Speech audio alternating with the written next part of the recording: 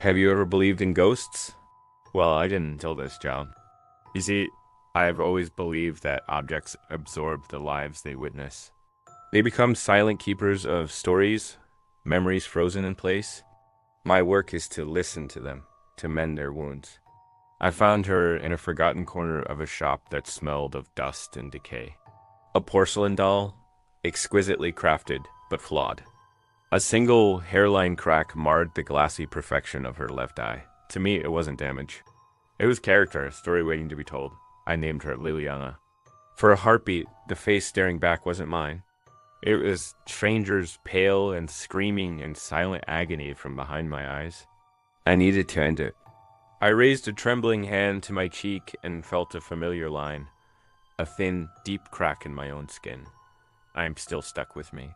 The curse was never about her being broken. It was about me being broken. She doesn't just absorb stories, she absorbs souls to mend herself.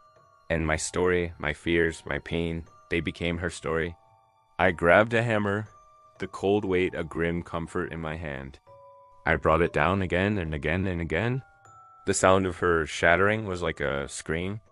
I smashed the perfect face, the delicate hands, the hollow body, until she was nothing but 1,000 glittering fragments on the floor. For the first time in weeks, there was silence.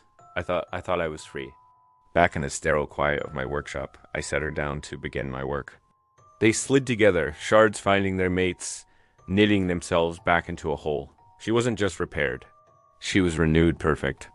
They coiled in the corners of my hearing, just on the edge of comprehension. They spoke of cracks that needed filling, of imperfections that needed smoothing, of chaos that needed order.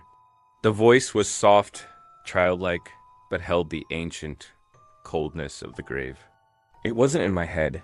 It was in the room, her voice. She was awake. I turned to get my tools, just for a moment. When I looked back, the crack was gone. Not repaired, not filled. Vanished. I would leave my workshop in a state of creative chaos and return to find it perfect. My chisels aligned by length to the millimeter, my brushes cleaned and sorted by bristle type. At first, I thought I was losing my mind, working on autopilot, forgetting my own actions. But this precision was alien.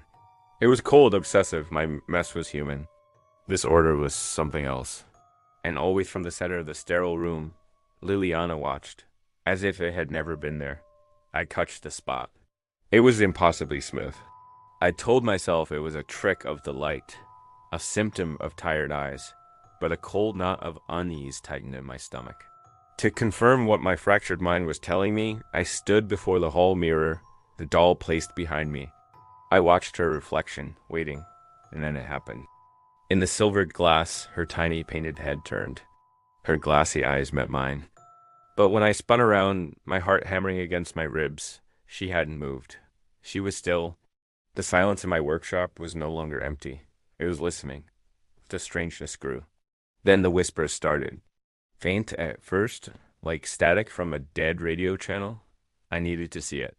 The horror truly set in when I looked back at the mirror. But the silence was a lie. A soft chiming began. From the floor, the pieces began to move. It was then I felt the itch on my face. Liliana is gone now. I let her be. I let her find someone new to possess. But I'm still stuck with this.